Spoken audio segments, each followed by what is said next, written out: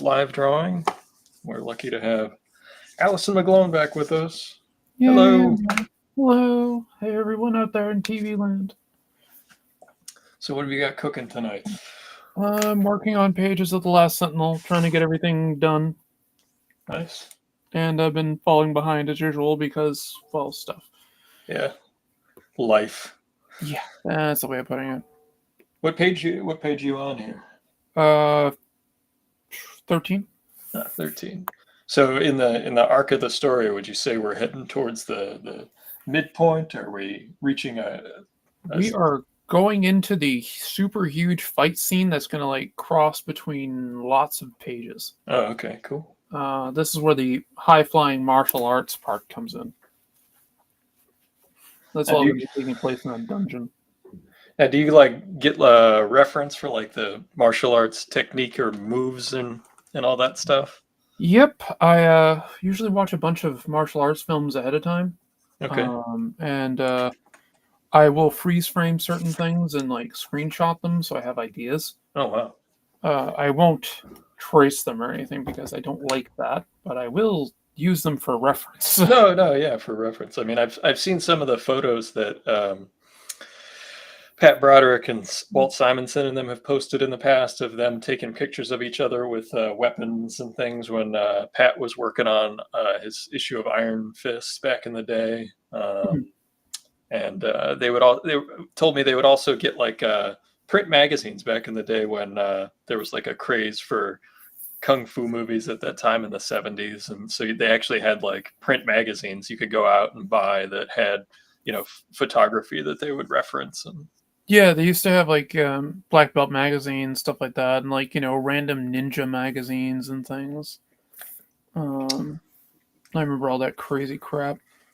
my only memory of that stuff is seeing the ads for Count Dante in the like Charlton comics. Oh God, the deadliest like man ever. Everything. Yeah, I'm actually going to be going through and adding a bunch of old advertisements to this. Oh, cool. That I want to archive, and I have a Count Dante one. So that will be going in here. That was the thing I liked doing on Iron Face was I asked him if I could make my own, like the whole genre of the book was I would describe as like 80s core. So like coming up with neon 80s style jazzercise ads and smoking ads and all kinds of stuff was a lot of fun. Yeah, I was thinking about making a few of my own as well. Yeah. But I'm putting some of the real ones in and have like, for archive purposes only. Yeah. I'm going to be keep working on the backer rewards. I'm pretty much done with the sketch covers. Here's the one that we started the last show with Krakus with his martini glass shaker. That is awesome. And it's got the bottles that are all, of course, in classic cartoon style, marked XXX. That's the way it should be. Yeah, and this is the Fishy Flakes one that I posted as like the start of the last stream. Just a big old anglerfish and using his light to create. I get that. That's so good. Yeah, to make the composition. And he's got like the tropical fish flakes. And he's just saying fishy flakes. I love the fact that it has like the spool of copper cable and little filament. Yeah. Yeah. And this is just one where Krakus doesn't have his drink. Are you ready? Yes, for a refill.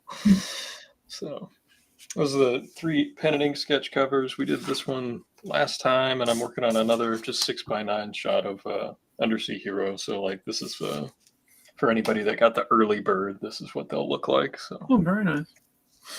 And this one's I didn't have a joke, I just had the altruism of the character, and it just says, I just love the ocean. It's just so neat. Oh, Jay's in the house. What's up, Jay?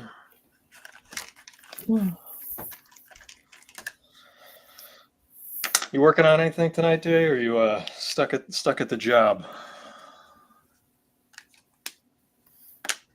There's always a delay. Yep. I keep forgetting it's Wednesday. So say we all, Jay. Yep, that's the way of putting it. That's roughy. Our local used bookstore has started carrying the Tombow pens, so I no longer have to like drive or order them online. I can just walk to the corner. Well then, I think I know where I'm going to be going to get some Tombow pens. Yeah. You still down like in the Fall River area? Down in that general vicinity, yes. Yeah. No longer in that town, but general vicinity. Makes sense. That works. Apparently, I put some of my line art onto the White Slayer. That doesn't surprise me. How many layers do you generally work off of? I usually have a white background where well, the background's its own separate thing. Whenever I do backgrounds, that's its own like separate layer entirely. Usually it's a layer folder in itself Yeah. that I have like tone in there and things. And the line there's usually like a couple of different variations of line art for it and textures and stuff. I do all that first. Then I do my silhouette blockies in there, which are if I knock out my roughy layer, you can kind of see where I have the silhouettes in here. Yeah. And I know that's how you kind of like chunk out your composition and your first anatomy pass. Yep. And then I have my roughy layer, which is usually just me doing really rough sketches in, and I start to turn the blobbies into things so I get like a setup. So do you have like a when you're working for, let's say it's for print, do you have like a distance zoom that you don't exceed, or like a size tool you don't exceed? Because I know that when I was working on like the Wally comics and stuff, I Mhm. would zoom in way too much until I printed out the first couple of pages. Then I kind of had to like figure it out as I go. I will zoom in close on things, but the reason I do it is I sometimes have problems seeing my details. Okay. And I don't. I generally try to keep my line art simple. So, I'm pretty cartoony. So, and that's more what I want. So, but yeah, no, I'll go in pretty close to also to ensure that I'm using a steady hand and stuff. Yeah. This, I forget what Bolin said. He said he like doesn't go any smaller than like 9 or 12 point mm, on his, something like that. yeah, my line art tip is 12, Oh, okay, there you go. and the nib I generally use to ink with is 1.1. All right.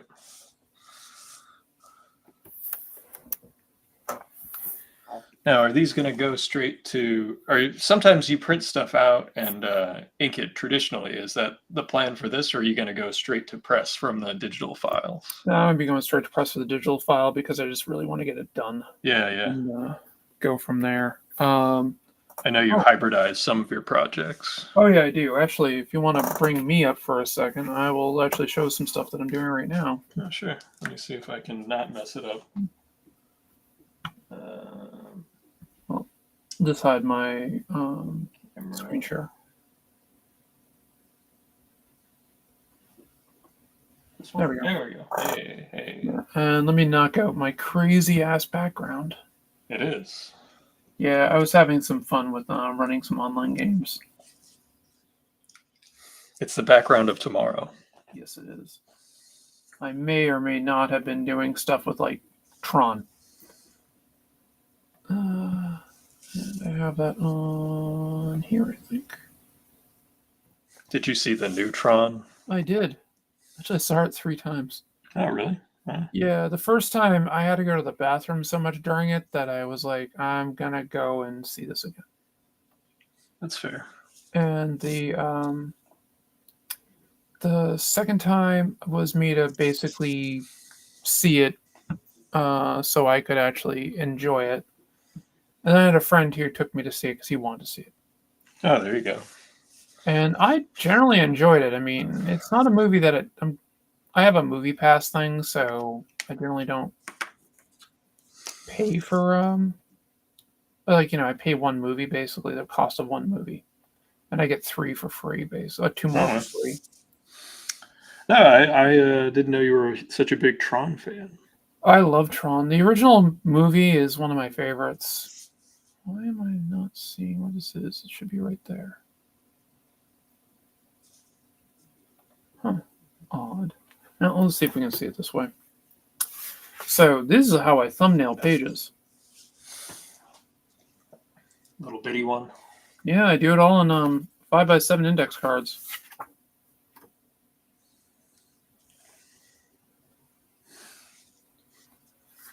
Oh. What do you think that gives you as far as an advantage goes? It gives me basically an easy way that if it looks decent there, I think I can make it work larger. That makes sense.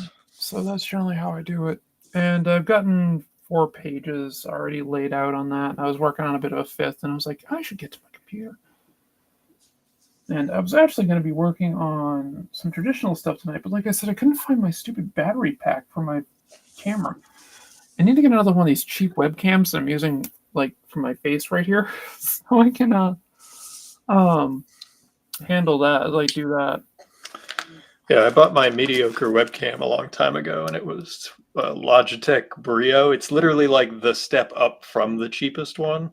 Hmm. And the only reason I did that was because I had the cheapest one, and it would never focus properly when it was facing downward. Like when it was doing like a portrait, like yours is right there, it was great. Mhm. But it kept making, and people on my stream kept saying it made like a buzzy noise when it was trying to focus. So I was like, okay, I gotta fix that. Yeah, no, that's not fun. That's not fun at all. I carried the guilt of making annoying noises on people's computers for the entirety. Hey, I'm good at that. I can definitely make annoying noises if you want. All right, where the hell can Hey, Martha's. Hey, Michael. I? Hey, I see people. Uh, Give everyone Michael's. sure. If you want to give me a camera, I'll happily take it, Mike. Thank you.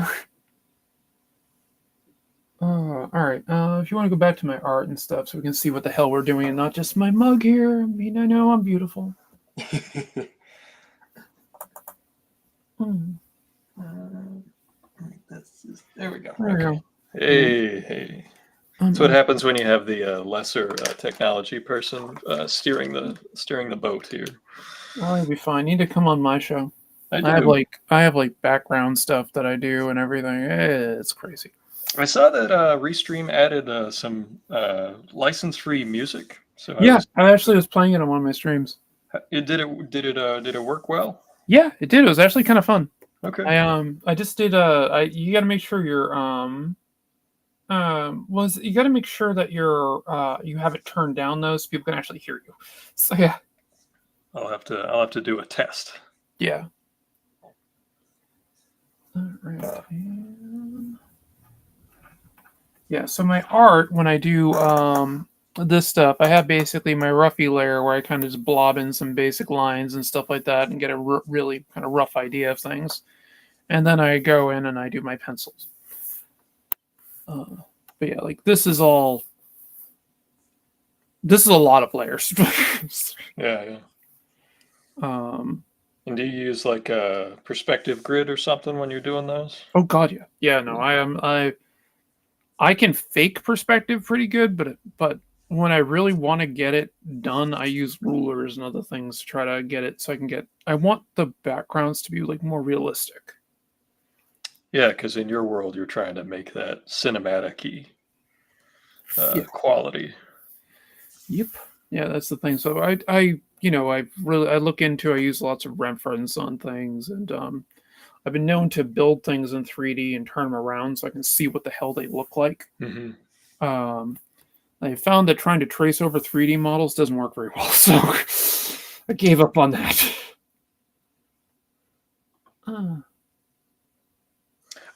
Learning how to trace without it looking like tracing is a skill, and that's actually something that Wally Wood used to write a lot about, Yeah, I mean, and Neil Adams as well. that's very true. I mean, like, but where is it? Blender around here. That is not Blender.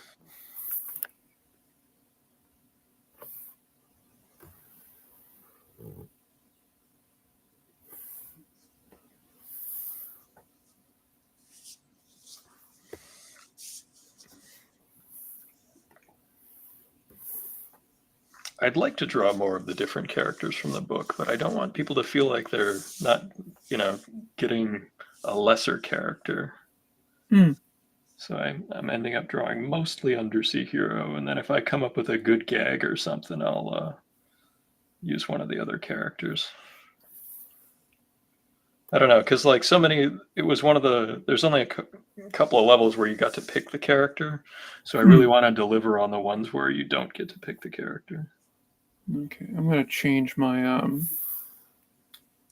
what was it? I'm gonna change what I'm sharing real quick so people can kind of see what I mean. Oh, don't worry about the Miller shorts, Martha. That's it's not that big of a deal. Actually, on TikTok they went crazy. Yeah, I did a bunch of Frank Miller studies, Oh yeah. and oops, didn't mean to do that. Any particular era of Miller or? Yeah, I did a Dark Knight piece, and I did a Sin City piece. I did Hardigan from Sin City, and I did Dark Knight punching Superman. Oh, nice. Yeah, classic. All right, can you share that out for me? What am I sharing? Add to the scene. There we go. Yeah. So when I go and I build cities and stuff like that, Oh wow. this is like what I do in Blender. Wow, that's amazing. Might have to commission you to make a 3D thing for me at some point. Whatever you need. But yeah, so I got this little block here, and then I have like a little garden area inside. Wow. And so if I can zoom into it and go like this, and I can get like, street view. Yeah. And I can put like cars in it and things like that, or if I want like a spaceship or something, I can pop it in. Wow, that's really cool. So now if I were to take this and pop it into Clip Studio, it causes it to explode. So, too many pixels.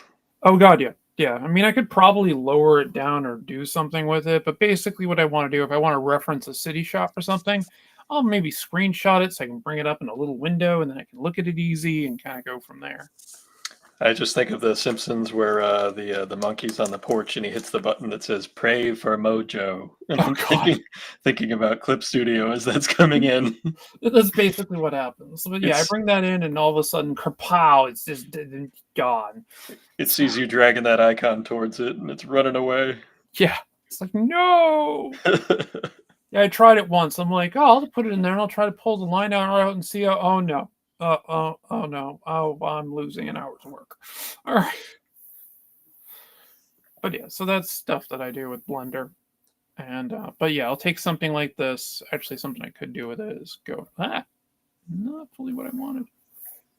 I actually had a fight with the recent update of InDesign, and it wouldn't let me open new files or create new files when I did the update. So we were having issues. Ugh. I tried the classic uninstall, reinstall, and that did not do it. So I had to manually go into the files and change the preference folder, which I'd never done before. Hmm.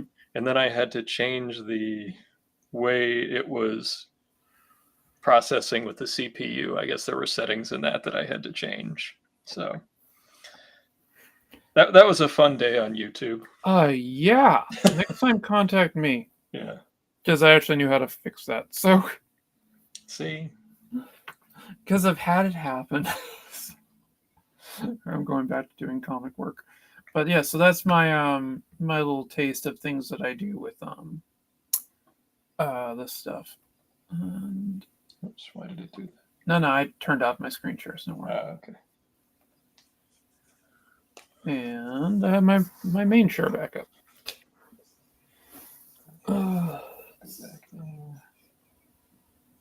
Okay, and I missed a bunch of things in the chat, so let's see. Oh, hey, Seashell. I missed things as well. The chat didn't scroll. Cool, you're drawing by hand. Yeah, I meant not digital. Yeah, Ian generally draws by hand. I'm the digital artist. Granted, I prefer drawing by hand, but I can't turn off the ease. And Mike's asking, how much do I charge for making those handmade backgrounds? Oh, for those, that cityscape, I'd probably charge around $3 to $4 grand. So that took a while. Wow, yeah. I mean, I use some things to help me with the generation, but then I have to go in and tweak. See, I would want a 3D model of Undersea Hero's base, which is basically just a volcano with a front door and a window. I could actually do that probably pretty quick. What is it? I got a picture. There it is. It's got like a 1960s God, that's front so awesome. glass window, and it's just got the little U on it, and it's got the lava coming out around it like a moat. So Yeah, I might just do that one for fun. I'll send you the picture if you want. Yeah, please. Yeah. Let's go learn to make these for reference. Yeah, well, during COVID, I basically taught myself how to use Blender. So And Allison's really smart, so I mean, I've been accused of that. I don't know what you're talking about. It's not like I went to MIT. The smart people place. Yeah, I've been told that, but trust me, I've met some really dumb people who went to MIT. Yeah, my good friend and professor from college, who I haven't seen in a little while, I should bug him. He taught at 3 places. He taught at my alma mater, he taught at Harvard, and he taught at the state penitentiary. He taught people how to learn how to write when they're trying to, reconnect to their lives. And he said that 2 out of the 3 were his favorite, and it's pretty obvious which one was probably not. And he always said that the Harvard one was a place where everyone knew exactly how to write, but they had nothing to write about. And then everywhere else had something to write about, but he was giving them the tools to express that. And he always preferred that aspect of it. Yeah, that makes sense. That makes perfect sense. I think he's retired now, so I don't think that I would get him in trouble for sharing that story. Probably not. But I always found it fascinating. Like, just because you have all the tools to do something doesn't mean that you have the creative oeuvre to do something worthwhile with those tools. Mm. Yeah, no, I can respect that. I can really respect that, actually. Let's see. And, been doing drills to level up. I dropped my left hand with the source photo upside down, but the drawing is right side up. That seems crazy to me. That is crazy. But hey, if it works. If you're ambidextrous or whatever. My brother's one of those crazy people who does everything for the most part right-handed, but he'll use scissors and he'll eat with his left hand. I have some ambidextrous traits, but they're because they're trained from martial arts. Okay, yeah. I can switch hit if I was playing baseball, and I use a southpaw stance when I take a fighting stance. Okay, so you use some lefty. Yeah, Adam just did it, and he just confused the shit out of my parents. Yeah, no, it wasn't that much. I mostly use my right hand, so. Because he when he played baseball, he would throw right-handed, but he would eat and use scissors left-handed. That's so weird. Yeah, quirky. I could probably pitch left-handed if I wanted to, but I wouldn't bother. So I said I could switch hit, and I did that to confuse people. Oh, doing contour drawings. Contour drawings are fun. That's a good way to study. I can. Oh yeah, absolutely. Contour drawings, those are good. Good way to study. I mean, I find doing perspective stuff to be really good. Say wear and tear, am I right mostly? Oh, okay, that's fair enough. I mean, Frank Frazetta, after he had a stroke, learned to draw with his left hand. Well, and there's actually a very good video on YouTube, and I don't have a link to it right now, but Neil Adams actually teaches you how to ink with your whole arm instead of your wrist. Oh, I've seen that video. It is very good. And I can't say I do it all the time, but I do use that technique for when I'm using a brush for sure. Oh, if I'm using a brush, I try to use my whole arm in it. And you can feel the difference, and it feels super weird when you first try it. Yeah, yeah, I can agree with that. Michael says he draws, uses a fork, and writes with his left, but throws a ball with his right. See, we've got a whole room full of folks now that No, just weird. are confusing our our developmental teachers and coaches. Damn right. Mike's a pretty weird guy, you know. Friends with him for years. I still got to get a copy of his latest book. I got to buy one off of him. He needs an online store, or I've got to just pop into whenever he's at another one of his events. Yeah, Mike's stuff is usually worth it. It's weird and worth it.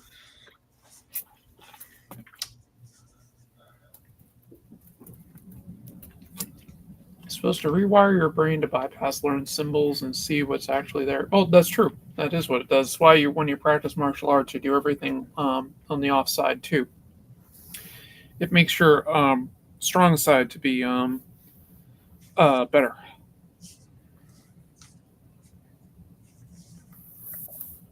Yeah, never did martial arts. I'm actually surprised. You seem the type that would have. I think it's because I was just doing more of the, and I know you did organized sports too, but I just, there came a point, probably about sixth grade where there was never an off season. Oh yeah, I kind of remember that time a little bit. See, I didn't really do too many spring sports. Yeah, see, and in the spring I'd play baseball. Spring, summer, and part of fall I'd play baseball, and fall, winter, and part of spring I played hockey. So it was like year round. Yeah, I was soccer and basketball primarily. Yeah, both fall sports. So Yeah, no fall winter. So yeah, yeah, and um, some places they have spring soccer. yeah. They when I was growing up, they did, and I used to play spring soccer too. But when I was like in school and things, it was always, um, you know, fall sport. And I did like the softball baseball thing once, and really not my sport. I think I It's prefer to go to a game. it's an individual sport kind of disguised as a team sport sometimes because you're up there batting by yourself. If you're a pitcher, you're by yourself. I mean, you've got the catcher catching, but like it is a group of individual efforts coming together parallel sometimes. Hmm. And like hockey was like the team sport. Like Oh it God, was, yeah. No, I always wanted to play hockey. yeah. Mother never let me. So And, well, and it's interesting that people talk about like it being more violent, but like more people got concussions in soccer because they had no protective gear. yeah, and also you're supposed to head the ball. Yeah, those micro impacts add up. Yep, and sometimes you can just block it with your face. That is true. I mean, also I Because you were a goalie, right? yes I was. Yeah, yeah. I definitely blocked with my face more than one occasion. Yeah, Michael mentions Karl Kapinski. Yeah, Kapinski. I met him at San Diego when uh, I didn't really get to meet Kim Jung Gi. I saw him there, Hmm. and I Oh, I watched know him which one draw you're talking about. with a bunch of people. But I did talk to Carl for a little bit, and he was just a very like affable, quiet guy for the most part. And he was just talking about how much he liked drawing like Conan and the fantasy characters. And I think we talked about Solomon Kane for a little bit. And that was kind of the end of the exchange. But he was very nice, and he was part of that group that traveled with Kim Jung Gi. Kim Jong Gi was a freaking master. Yep. I got You his know, last comic that he did the cover for. It was like Kill Switch or something like that.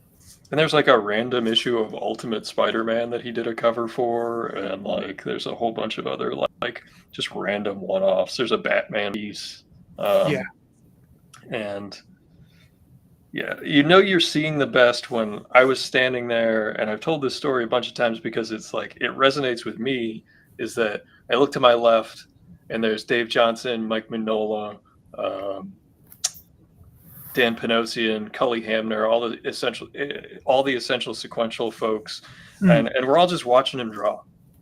And like these are some like Dave Johnson's honestly maybe the best cover artist of the last 30 years. That's probably putting it mildly, but yeah, I'd agree with that.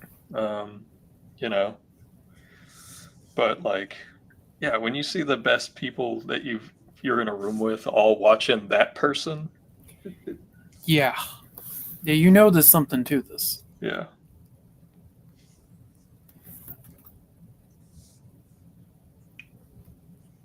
Cat. Nope, they're both over there. Okay. Thought I heard something move, and I'm like, is that a cat? Nope.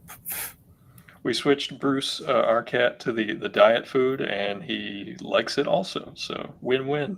That is even better. Didn't fight us on it. Oh, my two love food. Yes. It is crazy. Like, I go to put down a can of food for them, and they like dance. Dance, do they sing a little bit for you? You would think they would if they could. I mean, they do meow on occasion. Yeah. They're basically singing. So yes. Yeah. Bruce is pretty chatty when he wants his dinner. Yeah, Rocket is too. Rocket's a chatty cat in general. He's a talker. Kaiju's talks a bit too, but Rocket talks more.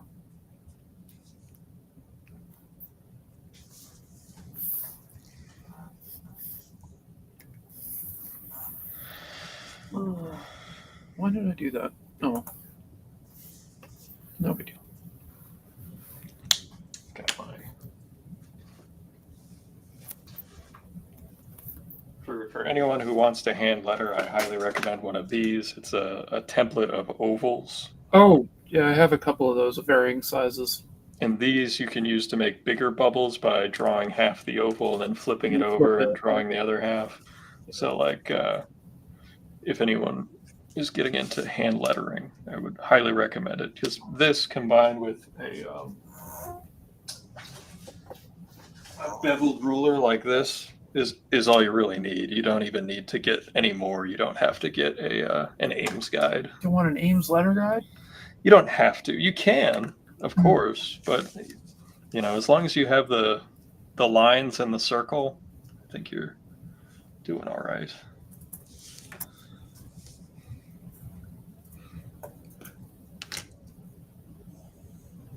I was actually working on, and I guess I should have gone into this earlier, the update for Undersea Hero. I finished the making of zine this past holiday, and it's 12 pages, and it has a new story that Jeff McClellan and I did together. So there's a story, and then there's a bunch of behind-the-scenes material. That was one of the stretch goals from the Kickstarter. And I was working with the template from the printer on the print version of the book, and I got all of the variant cover spreads done, laid out and color corrected, and I got all of the interior cover spreads done. Now I'm just color converting and adjusting the interior. And the beauty of this printer's templates is they have templates that give you the creep adjustment. Oh, handy. So that means as your book gets fatter, and this one's 72 pages, so it's pretty substantial. The stuff that's in the fold and the stuff that's at the trim, the ratio of it changes. And they give you, so I'm going in and adjusting each page. So it won't be perfect, but nothing should get cut off. And it should be like more accurate than if I had just sent everything centered, which is usually what printers ask you to do. I'm 20 pages in on that, and then like I said, I got all the spreads done. And one of the things that people will see when they get this book in their hands is that every aspect of it is done by hand, and all the lettering, even like the copyright info, like the fact that it says like variant cover by Joe St. Pierre on the back, that's all done by hand. Like every little bit of every word on it, the whole spine, it's all done by hand. So I hope people enjoy that. I think it gives it an interesting feel to it. And well, it's very classic. I mean, did you do the indicia by hand and everything? oh yeah. I had a feeling. The indicia, I have one testimonial, and I'm waiting on another that I'm hoping to get in time for the print. But if I don't get it, in time, I'll just plaster it everywhere. Yeah, I gotta give it a read, and I'll shoot you something once I read it. Thank you. Yeah. But yeah, so we're cruising right along, and um, I've got all of the watercolor covers done that were bought. Um, I've got to do 2 commissions. One large commission, which was by a person who is like a giant Legion of Superheroes collector, Ooh, and they want. I said on the big commission you could get as many characters as you wanted, but they just want Karate Kid fighting the Tick. So huh? That's actually kind of interesting. yeah, I'm not a crossover guy. We've talked about it many times, but I'll do the research. I'll do my best to make it representative. Karate Kid versus the Tick. That's interesting. And I was surprised actually that most of the ones that requested characters did request the Tick, because I just find that when I open it up, people almost always ask for Ninja Turtles, No, even though your I turtles are really good, even though I only drew it for a very short period of time as opposed to the Tick, which I drew for 11 years. and potentially you could still draw for the Tick. I mean, we'll see what happens. I mean, if anybody's familiar, NEC has changed its ownership structure. So Yeah, that I knew. now Tom, they put out an email, so it's all public. Tom over at Quincy fully owns the store, and then over in Brockton? Brockton, yeah, the other guy there purchased that shop. Did they keep the names? I'm assuming Yes. Tom Yep. did. Yeah. Yep. Because I know a few of them, like the Norwood one, I believe changed hands. They changed the name. They did, yeah. Okay, because I've been to the Norwood shop. So I remember going in there and being like, this used to be NAC. And the guy's like, yep. And I'm like, okay then. Yeah, the guy who bought it is the former manager, I believe. So Yeah. he just wanted to make it his own thing, and Well, nothing wrong with that. yeah, and that's the same thing that happened in New Bedford when Palmer bought that store. Mm. He turned it into Crescent Comics? Yeah, Question mark. Yeah, I think that's it. It's not Crescent City. That's the store down in New Orleans that I'm friendly with. Mm. I'm gonna go with Twilight. That's what it is. It's Twilight Comics? Twilight Comics. All right, there we go. So wants to get his goth on. Sorry, Palmer. Mm. Ralph, that's the guy that bought it in Brockton. Sorry, Ralph. Mm. Ralph was actually the last office guy like I got to meet because he never left Brockton, and even like Bob Polio would go to the different stores. Like sometimes you even see him at Brookline or whatever. Yeah. Pretty much saw him at Norwood for most of the time. He would be sitting behind the counter there. Mm.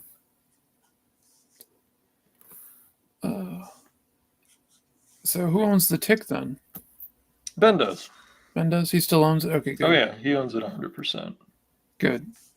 I know they had publishing rights or something like that. Yeah, and actually that was with Planet Comics, that cover that I did for Jeff. He got permission to put the Tick in his comic book there, so there's actually a new Tick story out with that issue of Planet Comics. Oh, that's sweet. Yeah, that he and Dwayne Redhead, who worked on the Tick before I did, and did the first couple of free comic book day issues, did the artwork. And I love Dwayne's version of Arthur. I genuinely believe it's my favorite version of Arthur since Ben. Okay, yeah, I can probably get behind that. Oh. God, I really wish that Ben would finish that story. It's like me and everybody else is a Tick fan.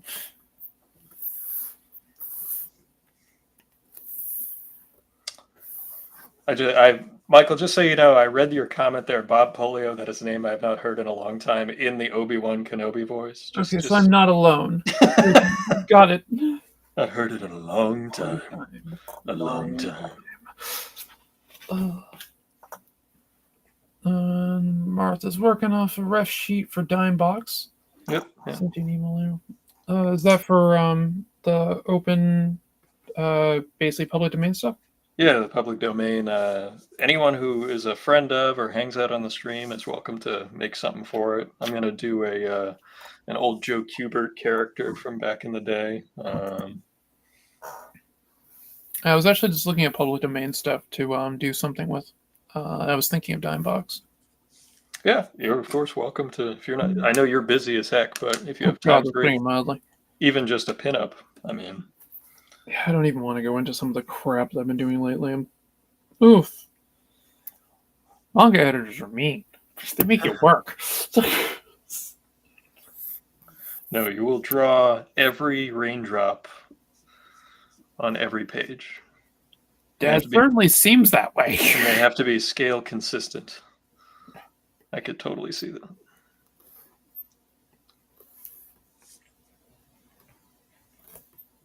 I can't say I know. I just yeah. I've never worked for a manga editor, so They're slave drivers. I actually have a funny story to share from an editor that I worked with at Boom. It was Alex Gaylor. He was the editor on Go Go Power Rangers when I did that one random cover.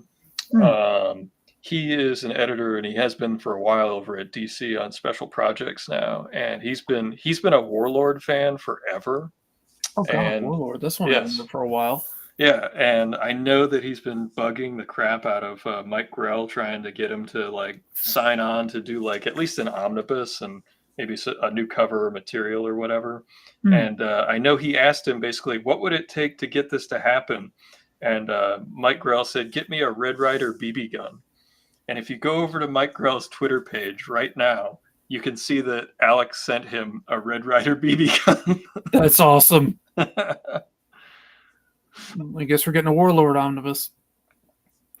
That would be a huge omnibus because that book it was printed and published for a very long time. Yeah, it was a good book. It was a good old sword and sorcery stuff. If it's the one I'm thinking of. Yeah, it's the guy with like the winged helmet and over at DC where you'll see the first works of like Mark Texera and Adam Kubert on that book. Yes, that is the book I'm thinking of. Yeah. Rich Buckler always told me that he had fun drawing that book. He did a handful of issues here and there on it when Mike took time off or moved over to do God, what was it? What was the one after Star Slayer? John Sable. Oh, okay. Because he did the first issue of John Sable long before it was published, just like Star Slayer. And then when it got picked up and was popular, he just kept doing new issues. It was done as like a pitch early on, I believe, and then it wasn't picked up right away. And then when it finally got put out by PC Comics, people liked it, and then first kind of picked up everything when PC went out of business. Okay, I think I vaguely remember that. They picked up a lot of stuff. They picked up all the stuff from Capital, which was Badger and Whisper and Nexus. God, I remember Badger. Yeah, Nexus was them too. I gotta be honest, I didn't really read Badger. I don't know. Just I read like a couple issues, but nothing major. I read Nexus, so like when Badger would show up, I was like, oh, that's that guy. Yeah, well, Nexus was good.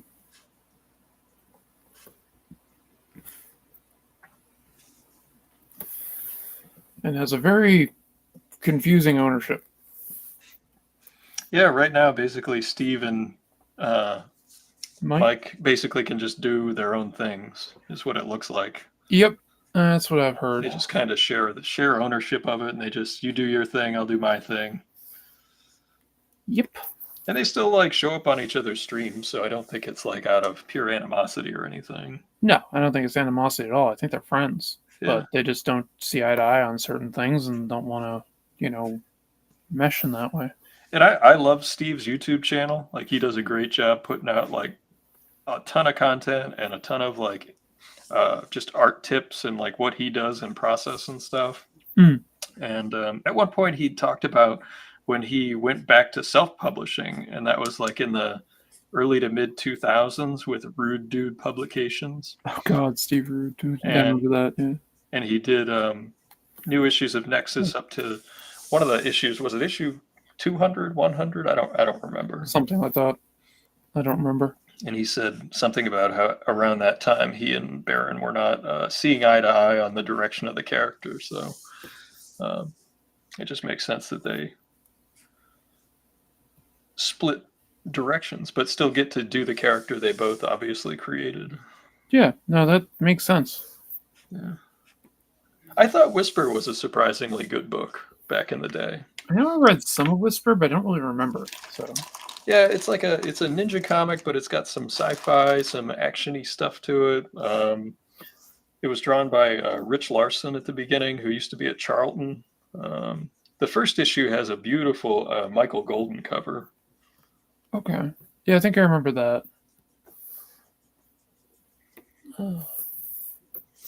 Got a smudge. I'm gonna have to white out. Nope. Oh, that's annoying.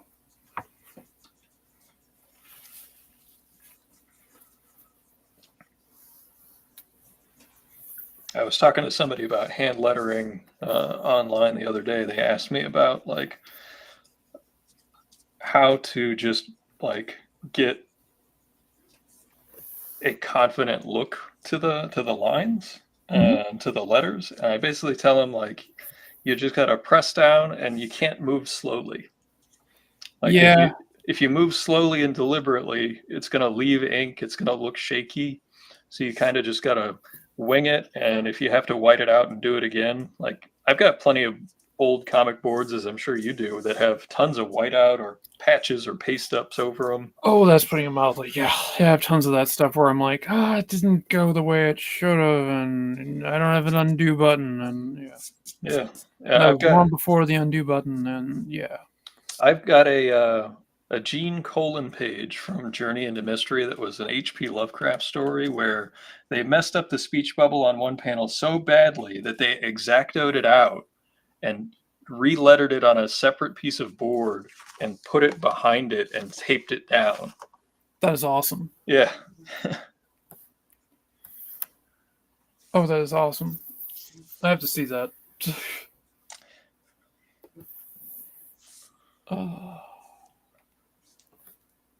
Yeah, it's funny. My comic collecting has turned more into I more just want art. So, Yeah. It's also a space thing. yeah, they take up a lot of room. But I also have this like mild contempt for reprints, which is unfortunate. And it exclusively has to do with the fact that like I really don't like recolored books. Oh, I hate it. I hate the new color stuff when they take like something from like the 70s, 80s, or even the 60s or whatnot, and they like modern color it. And I'm like, no, Yeah. just leave it, please. Yeah. Or they'll put a flat color that's like super garish because they think that the original artist didn't know that it was going on off-white paper. You know, Yeah. and they absolutely knew. Like they knew what they were doing. Yep. Well, I knew exactly what they were doing back then.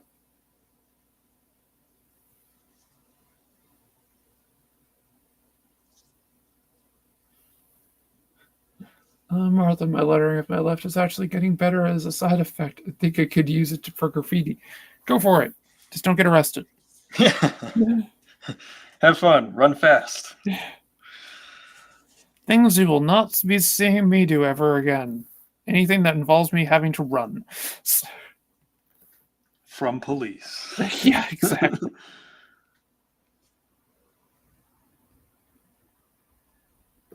Does that mean I don't talk about that? No. Statute of limitations and whatnot. Yeah, a lot of those are definitely surpassed. I don't think I've done anything that dumb since I was like 17. So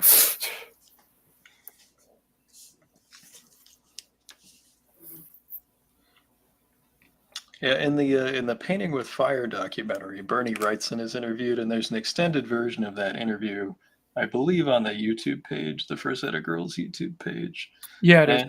And he talks about when he found out that Frank had switched to his left hand, and the interviewer asked him if he'd do it. And he says, "I don't know if I would. I'd find something else to do." And it's like, why would I train with that now? Like that just seems like something that would take away from the time of making better work with my right hand. And it's just a whole different way to see the approach that Martha's is taking. So it's like Yeah. a different path. Oh, I gotta hand it to Martha doing that. I mean, this is crazy. I love it. Absolutely.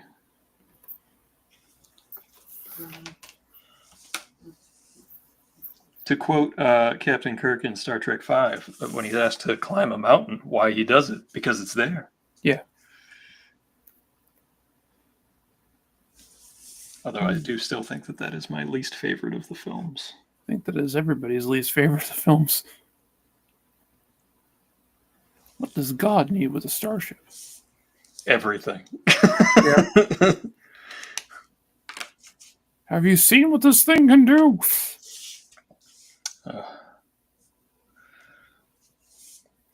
And I put Star Trek 6 very high on my list. That's it.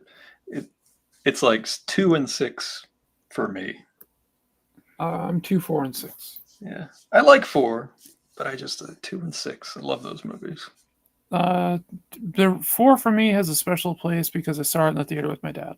Ah, there you go. See, and I have a little bit of that with 6 because I saw that when I was a kid with my dad. Yeah, and I saw 3 in the theater, so I have a like for that movie as well because of it. Even though I recognize it's not really that great of a movie, but Christopher Lloyd as a Klingon was pretty cool. Oh, he was great. And what's his name was one of his minions, the guy from Night Court. Oh yeah, he was Bull Shannon, I think. The guy who played Bull. No, it was the other guy. It was the John Larroquette. Oh, it was John Larroquette. Oh god, I forgot all about that. Yeah, I like most of those movies. I don't know. I don't. This is where I break from some fandom where it's like I'm not expecting it to be, certain what other people expect it to be. If I just am entertained for the time being. No, I'm kind of the same way with a lot of the stuff. I mean, I'm one of the people that the first one's flawed, but there's still stuff I like. Yeah, I don't find it as boring as people claim it is. I really don't. The slow motion picture. Yeah. Yeah. As I said, there's stuff I like in it, and I was entertained. Everything with Spock in that movie was awesome. Yes, I completely agree with that. Wrath of Khan, I think, is still my favorite. It's a great movie. And I said, and I generally like The Search for Spock. I loved Voyage Home. 5, I really can't get behind, although I have some pretty good one-liners in it. It does. It does. And 6, I thought was fantastic. Yeah, Camille, my wife, and I are watching Next Generation. She had never seen Next Generation, and she loves DS9, and she enjoys Star Trek. So it's been fun going back and rewatching that from the beginning. I hadn't seen it in years. So. There's some damn good episodes there too. Yep. First season's a little bit hard at times, but once you get past like about mid-second season, that show really takes off. Yep. We just saw the episodes of where Picard becomes spoiler alert, he gets assimilated by the Borg at a certain point. Locutus of Borg. And then the episode where he goes back to visit his brother, that one was awesome. Yeah, that one was really good.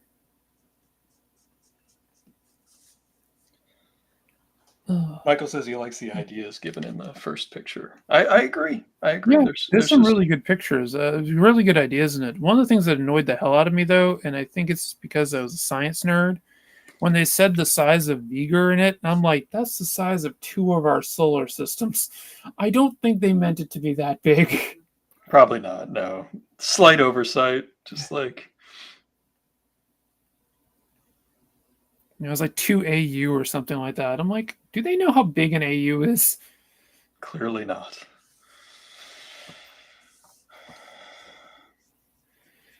But yeah, and I like the reveal of what V'ger was and everything. Spoiler alert, it's Voyager. That's with those 50-year-old spoilers. Yep. I think we might be okay. We're safe on that. I think so. Yeah. It's like with the new Star Wars movies. I mean, a lot of people rag on them, but generally speaking, I like them. I mean, I got problems with some of them, but I'm just a Star Wars fan, and I'm just happy if I get Star Wars. Yeah. Yeah. I mean, like Rise of Skywalker, I think is my least favorite, but Which if one it's was on that? TV, I'll watch it. So Was that the second or the third new that's the one? third. I actually really liked The Last Jedi, Okay. which is the one that everybody like hates. And I loved it because it was so different.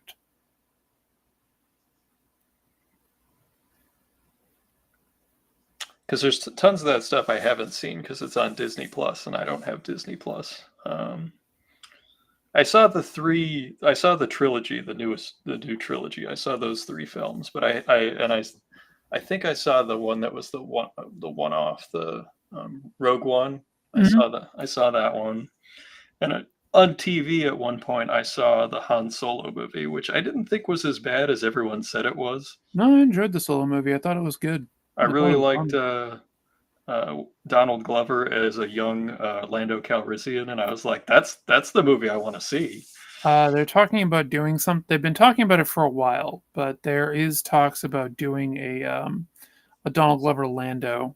There was a movie at one point, and they were talking series. Star Wars is a little bit weird now with Disney.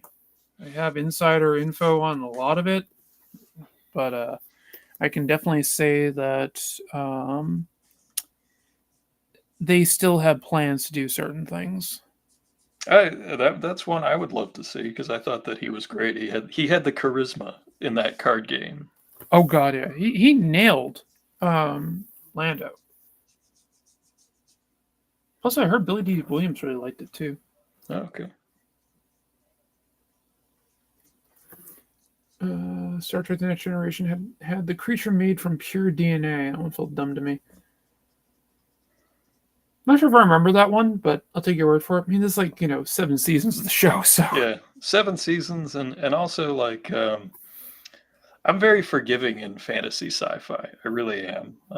I know that it's hard for some people when it's like their profession or whatever, and it's not mine. So I realize there's like a vast difference between like me looking at how big V'ger is versus you, because I'm like, yeah, okay, that sounds good enough. I didn't need to know that. It didn't need to tell me the actual size. It just had to sound big. well, it definitely was big. It was Yeah. 2 AUs. It's really big. Oh, that was Martha who said that. I thought that was Mike. But yeah, pure DNA. Yeah, the I would have to see the episode again before I could really comment on the science of it.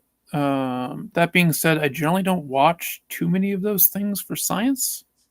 Yeah. Like I said, I just kind of forget about it. But there's certain things that when they happen, I'm just like, wait a minute. Yeah, I think we all have stuff that takes us out of what we're watching. And for me, one of the things I've really noticed lately is when they just CG plain animals, like when they have just a deer or rats or whatever, and they just look like video games bouncing across the screen. Yep. And that happened with a movie I overall liked with the new Frankenstein movie. Oh, the rats in that were all CG and stuff, and the wolves and things. Yeah, and look, that for some people they never bat an eye to that stuff, but for me that one like was like, okay, yep, yep. It There would have was a been, couple of scenes where the rats were real, but not many.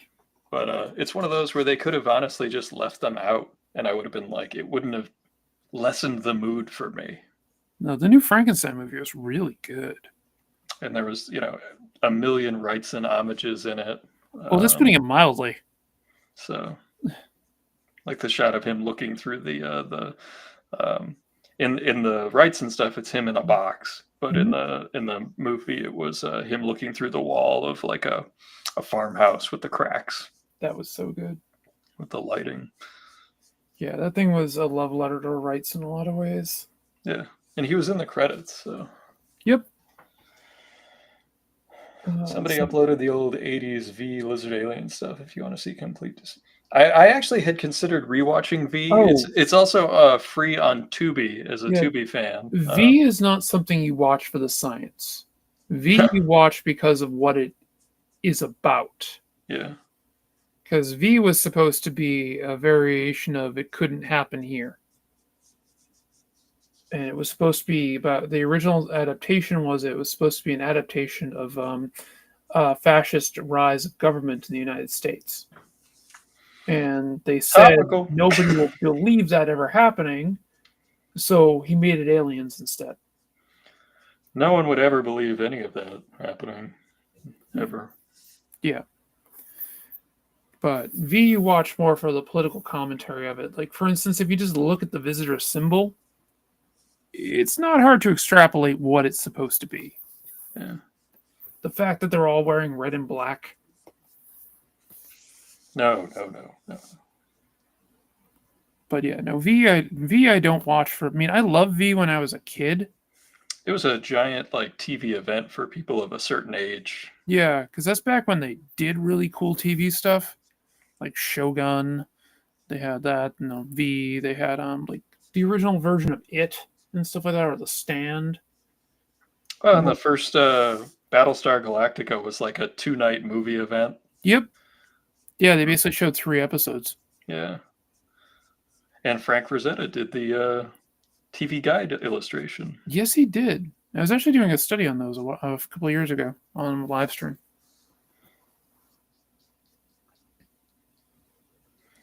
Apollo never looked so good. No, he hadn't. And so TNG also had an episode where they were like, "You're missing cells from the lining of your stomach. You've been cloned." That's not how cloning works. But yes, The cloning of tomorrow. yeah, that Today. yeah, that's not how cloning works.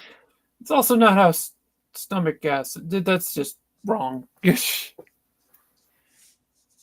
That's a Because like when I was reading, like I read a ton of science fiction, especially in like high school and college and stuff. Like when I wanted like crazy detailed, accurate, you pick up. You know which authors to pick up and which ones to put down. Yep. You could pick up like Asimov's Edge of Tomorrow, which is like an anthology of his short stories and some of his essays that he had published and stuff like that. And it's like, okay, I'm reading about someone who knows about pontificating about time travel and alternate dimensions and these sorts of things. Yep. No, Asimov stuff is usually good to read. Larry Niven. He had some interesting stuff. Niven was a bit of a jerk, but he had some good stuff. Yeah. I'm not picking up a Michael Crichton book to learn about Dinosaurs. Science. Yeah, dinosaurs. Dinosaurs. Uh, Dino DNA.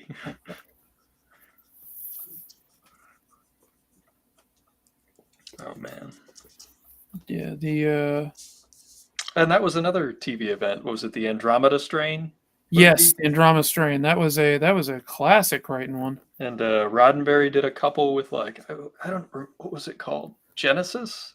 Yes, he did. It was something like that. Yeah, he did a TV event. It had the guy from Enter the Dragon in it. The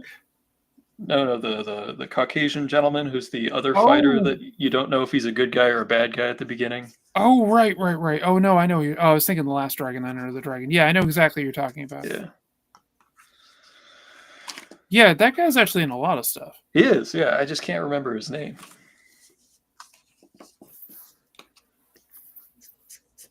Yeah, I can't think of it either off the top of my head. I never claimed to be encyclopedic on kung fu flicks. I'm horrible with actors' names, but I can usually tell you who directed a film. Yeah. Or like if I've seen the movie and stuff. But hey, I had a teacher with old Fangoria mags. They had V collector's plates. Oh, I believe it. They made collector's plates back in the day for anything. Yep. Somebody's aunt or uncle has that in their attic right now and hasn't looked at it in 50 years. Yeah, easily. Oh man, collector's plates. I actually remember back in the day going to an old comic book convention, seeing Star Wars and Star Trek collector's plates. I remember seeing those things. I remember those. God, the collector plates. I hope someone bought them to eat off them. Yeah, just to do it. I mean, I have a full set of the Burger King Empire Strikes Back glasses and the plastic Return of the Jedi ones. I've got a glass I don't remember what it is for which brand it is, but I've got a Shazam cup that I drink out of. That's an old one of those collector's cups from one of the either fast food or 7-Eleven-y type things. Hmm. Yeah, no, I use all the cups and everything. Yeah, I remember when again Bob Polio. I told him like, yeah, I drink out of it. He's like, you drink out of it? That's a collector's item. And he's like a big old school Shazam guy. So I drink out of it too. it's I mean, glass. As long as you hand clean it and you're not putting it in the dishwasher. yeah, it's fine. I don't have a dishwasher, so And yeah, the reason why I drink out of them is I've been drinking out of them since I got them in 1980. nice. And for the Return of the Jedi ones, 1982. You're the first user on those. Yeah. Yeah, the one where the ladies have extra belly buttons and they run around zapping each other was a pilot. I think I saw it on Creature Features. Of V. I don't remember that from V. I remember Buck Rogers had stuff like that. Yeah, Buck Rogers had a lot of stuff like that. Buck Rogers had a lot of weird stuff. And they made it a little saucy. That's putting it mildly. Yeah. Then you had season 2 of Buck Rogers. With the guy that was God, what was his name? And from my prior job, I spent a inordinate amount of time with each of these actors because they did all the conventions that company ran. Yeah, the guy who played the Hawkman. Yep, my favorite, other than seeing Gil Gerard be mean to Felix Silla, like for no reason, who played the little robot fellow and was in like every 60s TV show and had way more credits than it was like much nicer to be frank. There was one time I was sitting in the lobby of a hotel and Gil Gerard pops out from around the corner, and this was a small show. And the person at the hotel just very nicely, the concierge goes, "Good morning, Mr. Gerard. How are you today?" And he's like, "It's a good day to be on this side of the grass." And he just keeps on walking. Oh God. Oh man, that's hilarious. He's like, "I'm just glad to not be dead." He keeps on walking. I bumped into Richard Hatch at Gen Con. I was walking into the walking to the convention or something like that, and I wasn't really paying attention to where I was going. I looked up and he's there, and he's got 2 women with him, and they're just like all humming together. And I was like looking at the two, I'm like, Richard Hatch. And he goes, "That I am." Like, that humming was creepy. He goes, "Yes, it was." And he kept walking, and they just went back to humming. I'm like, right then. He's having a day. Yeah. I do always point back to when I was a young artist, and it was a show in Pittsburgh, I think, and I was there with and I think Daryl Banks was there, and there weren't that many celebrity guests. This was the old Pittsburgh Comic Con, and we looked over to the right, and the guy that played Boomer was totally asleep at his table, and his head was back, and he was just snoring, and we were just like, no, don't wake him. Somebody color on him. It was a slow day at I think it was on the Sunday. It was the last day of the show. Guy was clearly just like, I'm old, I'm tired, I'm leaving. Whether I'm leaving physically or just emotionally, I'm leaving. He just took a few winks. Oh, that's good. Oh, that was a Roddenberry one, Genesis. That was the one that had the women with 2 belly buttons and stuff. Oh, there you go. Yeah. I don't think I ever saw it, but yeah. Mike still remembers the vampire episode of Buck Rogers. Yeah, I remember that one. Is that the one that had the green glow around them or something like that? Oh no, they had the other one that was the vampire one. There was like 2. I will say that the lady that played Wilma, Erin Gray, was always extraordinarily nice. So having run into people that were not nice, I would say that she was exceptionally nice. And I won't BS you. I'll tell you when somebody was mean to the support staff. I remember that one of the last years I went to Rhode Island Comic Con as just like, I got like the 3-day pass and the whole thing, and I was with Marie and stuff, and they had it was so crowded. that like Eric Talbot ended up leaving because he didn't like his wife back into the con and stuff. Yeah, that was actually a while ago. That was like Yeah. 2014, somewhere in there, 2015. Yeah, it was like it was a while ago. Yeah, It it was, was you. it was an early one. Yeah, they had to. They made some like big changes on how they had to handle traffic and count numbers and all that stuff, which they did do. Um, Yeah. but Yeah, I just yeah, remember yeah, that yeah. so Talbot. difficult moving around. Yeah, but I remember the last year you were there with me, and we were, the guys at the studio at the stadium were able to get you all your access stuff that you needed, and Yeah, yeah. I think they let you in the side door. Yep, they did. And they let Which me in was the side. They got to do my own little thing, and they were just like, "Yeah, this is fine." It yeah, said handicap entrance. So I'm like, "Is this where I'm supposed to come in?" They're like, "Yeah." And I'm like, "Okay then." absolutely. After you, miss. Because I'm like, and then it's like, "Oh yeah, I'm down here," and you're like, "Okay, I'm on my way." Um, yeah, no, that was a really good con. Was that the year David was there? Yep. Yep. Yeah, yeah, yeah. I don't remember everything, but um, It's thinking about saving.